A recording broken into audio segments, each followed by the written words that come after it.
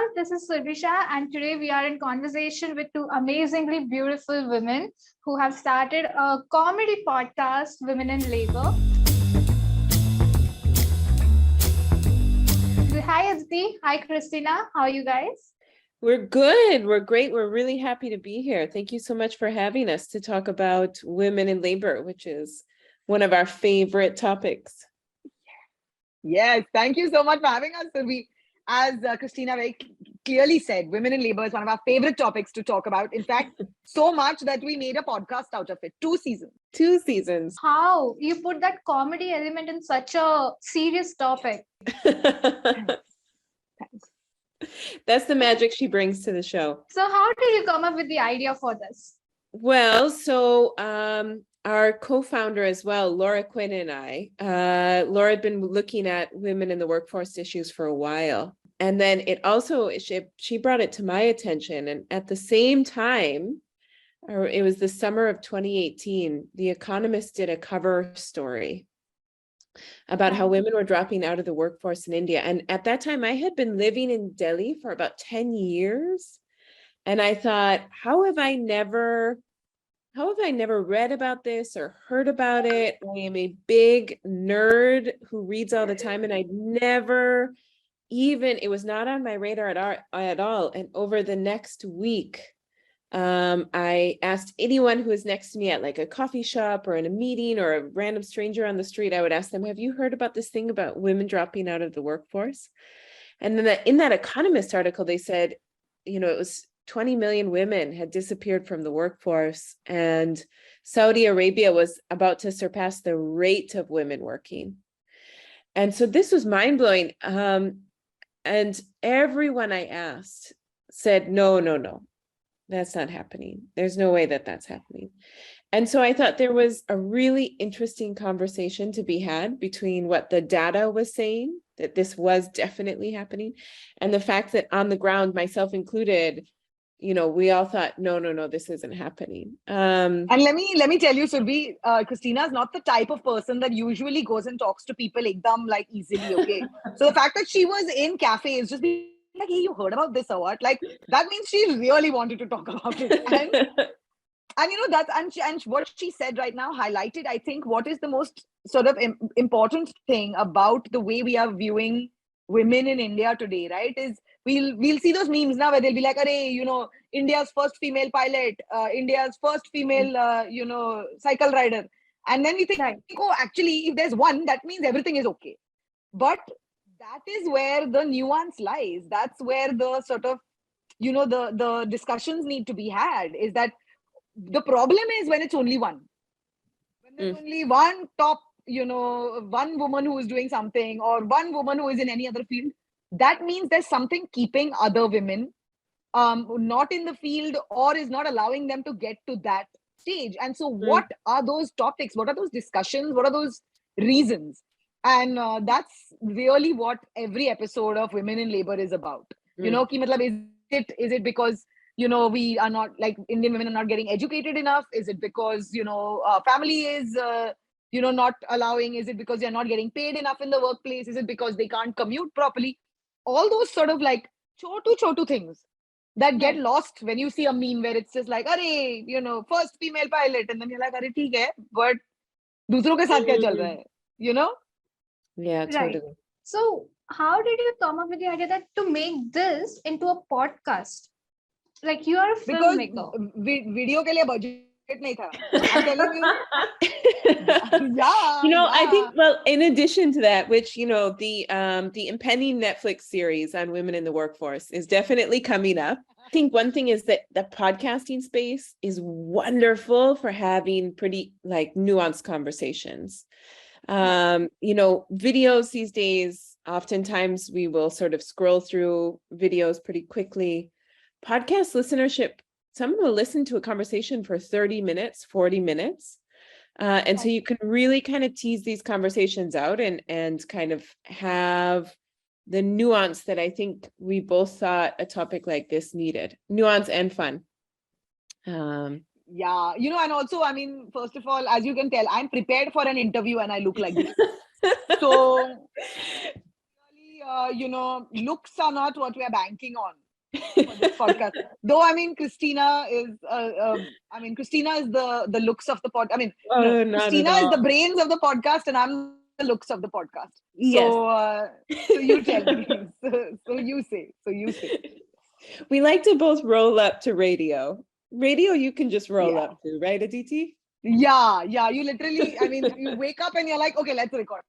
The other thing is also, Surbi, because I realized that podcasting, I mean, and there's so much resistance, whenever we talk about women's issues, and especially women's issues where, it talks about very real things. There's a lot of resistance from the outside world. Somebody will be like, nahi, but aisa to nahi hota hai. But, because my sister is fine. She's working.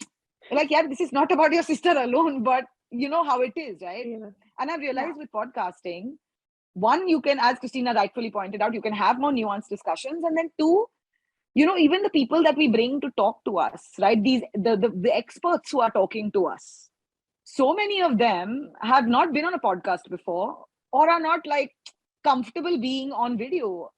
And I realized that when you are not on video now, you can actually be more honest. When you know कि कोई शक्ल नहीं ताक रहा, या that your face is not there when galis come or whatever, people are more honest. And that I think is very powerful in podcasting. कि मतलब, you allow yourself as a speaker also to be more honest. Now it's a thing ना कि millennials phone नहीं उठाते हैं, phone नहीं करते हैं, सबको text पे ही बात करनी है. Everyone is like, मेरे को phone मत करो, please text भेज दो उससे पहले. Yeah. And that's what it is. कि मतलब, you can as audio is just a very powerful medium to talk about things that are not spoken about before. Yeah. Right. And especially, I notice it, coming from a video production background, especially when we're talking, a lot of the things we talk about in Women in Labor are really like intimate, close experiences someone has had, or their own growth, or what they've struggled with. And when you come in with, like, when you're doing a documentary, or you come in with a camera and it's like you, and then there's 5 people behind you, and then there's the lights, and then there's the sound, and the boom is, coming in on someoe's head, and, that whole thing, there is something that is stifling, even for people who are used to being in front of the camera, even people that thrive in being in front of the camera. And I think what's beautiful and what I love about podcasting is we just sit around in a room or in a virtual room, and it feels really intimate, and it feels like you don't have to be self-conscious that there's 5 people standing behind me, staring at you, telling you actually sit slightly this way, Yeah. I think that it really helps for a pretty free-flowing conversation. So how did you guys meet? Who approached who? I love telling this story. So I was doing shows in Scotland, okay? And because I was alone in Scotland, so I was very bored. So I was looking at my others folder on Facebook, okay? So then and of course the usual, like gali, somebody, interesting pictures from gents. And then I'm scrolling through that, and suddenly I see one picture of one very good looking lady, okay? And she's in the message, she's written, hey, Aditi, do you want to talk about women and work? Now, listen, Surbi, you have been on the internet as much as I have. You know ki when some very good looking lady ka photo is there, it's probably some guy who's stolen the very good looking lady ka photo and then been like, hey, you want to talk? And I thought he was trolling me ki mere paas kaam nahi hai, aisa. That's why you want to talk about women and work and all. So I was like, oh, how obnoxious. So I deleted the message and I lived my life, okay? Then 1 week later, again from that same very good looking lady, I get a more detailed message. Ki, hey, listen, we want to do this podcast, and would you be interested in co-hosting it with me? And I'm telling you, Surbi, mere ko na pehle season ke liye, I didn't have to do any work, because this one, Christina has an over preparation problem. Okay. She had already done the podcast, like, except for recording, she had done everything, all the homework, all the background, all the everything. She was like, I was like, mere ko kya karne ka hai? She's like, you just come. And that is how Women in Labor became a podcast. She's being really modest, by the way. She had a huge hand in helming season 1 and figuring out how to do it. But yes, I was definitely the person, I was like trying to requite her participation in her others folder, and, sort of anxiously waiting, like, will she respond? Will she not respond? Why Aditi specifically? Like, how did you think that she will fit in all this. Oh, Because Special. Malaka Arora said no. It's a fact. This is 100%. Listen, we knew from the start when Laura and I were thinking about this concept, we knew we wanted to approach Aditi from the beginning. You know, like when we were even thinking about this, we were immediately like, Aditi is the right voice and the right person to take this on. So we didn't even have a B list. I just showed up in her others folder, and that was it. Good chance you took, Christina. See, your Yeah. problem was that you're too good looking. That is what almost stopped this whole project from happening. You know, and the thing, there, our thought process as well behind why we wanted to approach Aditi and use an element of comedy on this really serious topic is that, you know, going back to where we started, it was something that a lot of people weren't talking about, this women dropping out of the workforce issue, or it was this discussion that was like sort of in, you know, people that read policy reports and people that were tracking things like female labor force participation rates. And I've always thought of comedy as this wonderful vehicle to get more people to engage in a topic they might otherwise ignore. So like one of our heroes of the podcast, Namita Bandari, always says, as soon as you say female labor force participation rate, half of your audience has already fallen asleep. You know, like you can't even get to female labor force then everyone's fallen asleep. And for us, it was so important to have this conversation about these topics. And so I think comedy was the way we wanted to do it, to make it more approachable. And even when we talk about tough stuff, like even those things, having fun in that conversation and building that community and laughing amidst the troubles and the challenges, I think is really important. So how do you think your podcast is actually in reality affecting women? You think it has made any change? It has brought some change? Right? You can never really count the outcome of something like this in a super tangential or in a super specific way. But we know that, you know, as I sort of, Christina and I have shared, there have been 1,000 emails from people, you know, from women telling their stories. And so you know this, na, whenever they show a working woman in movies also, in TV show also, it is always ki wo sutta maar rahi hai, wo daru pi rahi hai, wo mardon ke saath baat kar rahi hai, wo matlab chote chote pillon ko, you know, laat maar rahi hai, wo, you know, they always show her as a bad person. And I think that we are long overdue to show working women in a positive light. And when we got these emails, Surabhi, my mind was blown, okay? Because I was like, oh my God, women telling us ki, acha, you know, I got this degree, but then I decided ki mereko wo degree nahi chahiye, mereko jaake dusri degree karni hai. Maine jaake dusri degree ki, and now I'm doing this other job, which I never thought I would do. And it's some woman just telling us the story of how she got a promotion. All these stories are very important and they need to be told. And I think that's what that's at least as a storyteller myself, my personal aim was ki, yaar, let's hear about it. Let's hear about it. Tell us your stories. Tell us, you know, how you manage at work. Taki main sun ke thoda khud manage kar lu. Yeah, no, I just want to echo what Aditi is saying. Like that is what gives us so much joy. Like when we get messages from listeners that were like, I didn't feel confident enough to apply for this internship or this fellowship, but after listening to the podcast, I understand that I'm not alone and I'm just going to go for it. That's what we want to do. You know, that's what we want to do. Aditi, you are one of the top stand-up comedians of India, one of the first women who entered that scene in the industry. So how did you navigate through that? Like whatever was happening around you was the scene, right? And it was very lonely, I think, at that point in time. And I do think that, you know, as Christina said, break out of your silos, you realize that you are not alone. And of course, as more and more women came in, more and more perspectives came in, more and more thoughts came in, and like, you know, I realized that now three of my best friends are stand-up comedians, and they're all women stand-up comedians. That is the progress. That is the, you know, the way to go forward, is that when you have more women now, you are automatically more comfortable. You automatically feel less afraid. you automatically have more to say. No, listen, Mama, Jia and Kajol and Sonali will also be there. So that's why don't worry about me. It becomes, it's a very heartening, and it's a very, like, I think that is the sign of progress, is how many women there are in your office, in your workspace, on your stand-up comedy show lineup. Christina, you have been living in India for like 10 years, you said. Yeah. Well, now I'm based How? more back in the US, but I moved to India in 2010. How was your experience in India? I mean, it's been fascinating. It's been amazing. I think the people have been what made it, and the type of projects and work I've been able to do, and to get to meet fun and interesting people, including Aditi, and to do this series has been interesting. It's funny, at first you feel like there's always this, after how long can you? If I've lived in the country over a decade.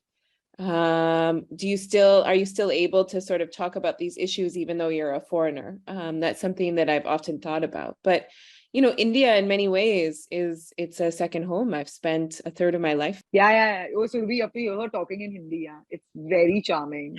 Like, very charming. ये 10 साल में आके सीख के गई है ये properly. She's laughing because she understands. I'm telling you. Now I'm intrigued. Please say something in Hindi. Oh no. Oh no. Yeah. Okay, मैं थोड़ा समझती हूँ हिंदी में. That's so sweet. You know what I love too? You know what I love? Everyone is so generous when I try to speak Hindi, even though I will speak really poor Hindi. And everyone is so nice to me and so welcoming and generous. They're like, nice job, you're doing great. Even though I know that I'm speaking like very simple, like, or sentences. You are also associated with UN Human Rights, right? You did a podcast with them. Well, it's called Migrants, Stand Up for Migrants. Yeah, absolutely. Well, I've been working with the UN Human Rights Office on migration for 8 or 9 years. And my work with them is to look at how can we use different creative media to do interesting projects and positive stories around migration. So that includes a podcast, which I host. And with that one, what's so fun is we look at people doing creative work around immigration in different countries around the world. And that could be comedians, that could be chefs, that could be graffiti artists, that could be musicians, that could be authors. And I just get to talk with them about how they're doing such cool work that touches on the theme of migration, which I love. What a pleasure and a privilege to be able to get to talk to such interesting people. So I love that. And, in other work with you on human rights, we also look at, comedy. We're doing this year a cookbook that is all women migrant chefs who have contributed their recipes and their stories. So the entire cookbook is recipes from them and their own stories. So, it's really looking at how do we use different creative media to open up conversations around migration. So saying that, you both have created some very serious content, but you have made it into a comedic angle, or you have made it into a light-hearted angle. So how do you maintain that delicate balance that that might create some controversy of bringing serious topics into comedy? I feel like all comedy is actually just serious topics. I feel like every joke, if you look at it, on some level, it is about something very serious. And the ability, I think we are living in a world that is very serious right now. I think that like a lot of things are happening. Some like climate change is a big issue, and migration is a big issue, as Christina is doing that podcast. Women's labor force participation is a big issue. There are a lot of very, very big issues that are happening in the world simultaneously. And if you listen closely enough, you will hear all these things. Every time you hear someone tell a joke, you will hear all these very, very serious things. Yeah. I'll be honest, अब तक तो कोई controversy नहीं हुई है. इस podcast के दौरान अगर हो जाए तो then we might get a budget to make a video series. That's the dream. That's the dream. Christina, don't Oh, kill that's me so after funny. this. Like, ये बकवास करना बंद कर तू Aditi. Oh, sorry, Christina. Sorry.